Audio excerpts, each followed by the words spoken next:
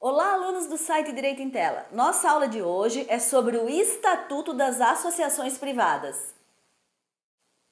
As pessoas se reúnem, resolvem se organizar para formar uma associação, elas elaboram um estatuto dessa associação, que seria o contrato social da associação, e registram esse estatuto no cartório de registro de civil de pessoas jurídicas. Formou-se aí a associação com personalidade jurídica. Ela passa a ser uma pessoa jurídica de direito privado. O artigo 54 do Código Civil diz que, sob pena de nulidade, veja bem, sob pena de nulidade, o estatuto da associação deverá conter certos requisitos descritos ali no artigo 54, que nós vamos ver um a um. O inciso 1 do artigo 54 diz que o estatuto da associação deverá conter a denominação da associação, os fins e a sede da associação. Então, por exemplo, quanto à denominação, qual será o nome que será dado a essa associação? Será, por exemplo, a Associação dos Moradores do Bairro Fátima? A Associação dos Pais e Alunos do Colégio São João? A Associação dos Médicos do Brasil? A Associação dos Funcionários ou Recreativa dos Funcionários da Chevrolet? Os fundadores dessa associação é que definirão qual a sua denominação. Os fins dessa associação também têm que estar previstos já no estatuto. Qual será a finalidade dessa associação? Nós vimos que só não pode ter finalidade ilícita e paramilitar. Todas as demais, desde que sejam lícitas, é possível. Então, vou só dar alguns exemplos para vocês. Nós podemos ter, por exemplo, uma associação que tenha uma finalidade beneficente ou filantrópica, como, por exemplo, a APAE, as Santas Casas, os Alcoólatras Anônimos. Ou então, uma finalidade de assistência social, como, por exemplo, os asilos, as creches, os reformatórios. Outra possibilidade é uma associação de utilidade pública, então, escolas, colégios, ou então religiosas, por exemplo, a Associação de Seguidores da Nossa Senhora do Boa Vista.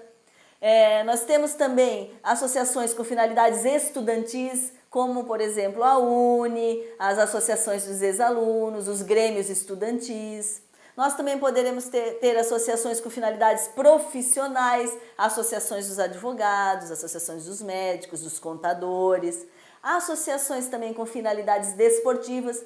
Nós temos quantos clubes nós temos? Esses clubes todos que você sabe de tiro ao alvo, de tênis, de basquete, são associações.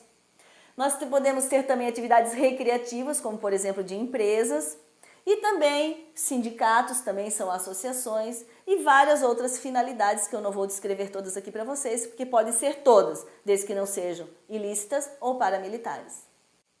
O estatuto também deverá prever já onde será a sede dessa associação, o endereço onde ela será estabelecida. O inciso 2 do artigo 54 diz que também deverá constar do estatuto os requisitos para admissão, demissão ou exclusão dos associados. Então vamos para os exemplos. Requisitos de admissão dos associados. Por exemplo, se for uma associação de médicos, um dos requisitos que pode ter é que eles sejam médicos. Se for uma associação de professor, um dos requisitos que nós podemos ter para admissão é que essa pessoa seja um professor. Ou então, se for uma associação de estudantes, que a pessoa seja estudante. Ou então, se for uma associação dos bem-casados, que a pessoa seja casada. Depende da finalidade da associação. Requisitos para demissão agora do associado. A demissão é voluntária. Então, por exemplo, o pedido voluntário para que essa pessoa deixe a associação. Ela quer, porque ninguém é obrigado a se manter filiado. Então, ela tem esse direito de deixar a associação.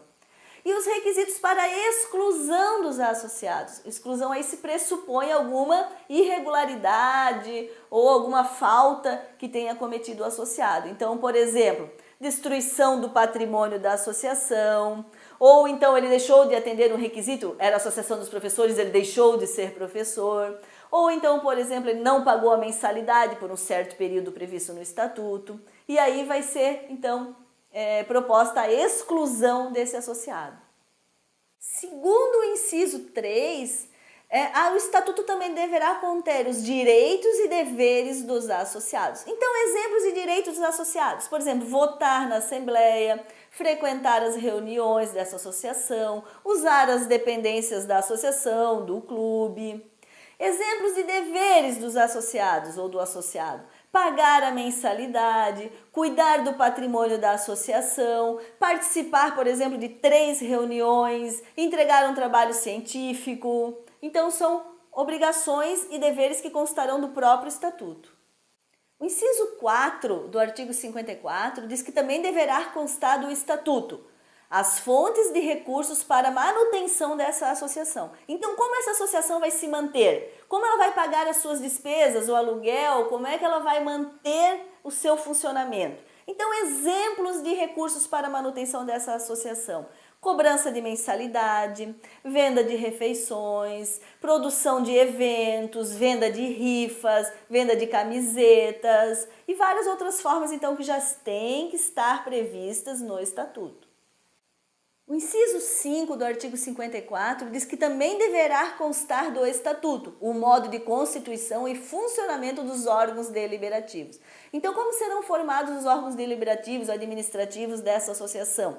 Será formado por uma presidência, uma diretoria, um departamento? Como nós votaremos? Nós votaremos, por exemplo, para o presidente escolherá a diretoria, ou já votaremos numa chapa fechada, já escolhendo a presidência, a diretoria, os diretores de departamento? Então, isso tudo já tem que estar definido no estatuto.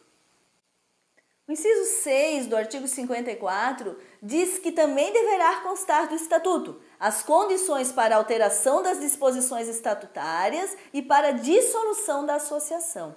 Então, só devemos lembrar que o inciso 2 do artigo 59 diz que compete privativamente à Assembleia Geral alterar o estatuto. Então, para haver qualquer alteração no estatuto, devemos chamar uma Assembleia Geral, convocar uma Assembleia Geral. O que é Assembleia Geral? É chamar todos os associados para estar presente naquela votação. Nem todos precisam estar presentes, mas temos que convocar todos. Vou dar alguns exemplos para você de condições, então, que pode ter no estatuto, que são necessárias para alterar o estatuto. Por exemplo, o que o estatuto pode definir?